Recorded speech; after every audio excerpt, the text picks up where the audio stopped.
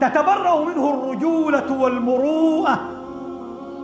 الزوج الذي يؤذي زوجته حتى تطلب الطلاق منه فتختلع منه فيسقط أداء الحقوق التي عليه، هذا تبرأت منه الرجولة، تبرأت منه المروءة، تبرأت منه أخلاق الإسلام.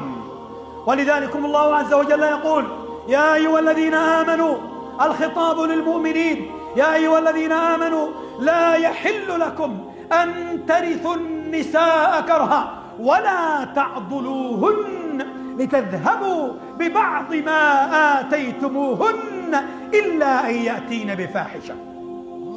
لا يجوز للرجل أن يعضل زوجته لتعيد له حقوقه إلا في حالة إذا ما خانته وكانت امرأة سيئة وأتت بفاحشة مبينة، هنا له أن يضغط عليها لكي تختلع منه وتعيد له أمواله.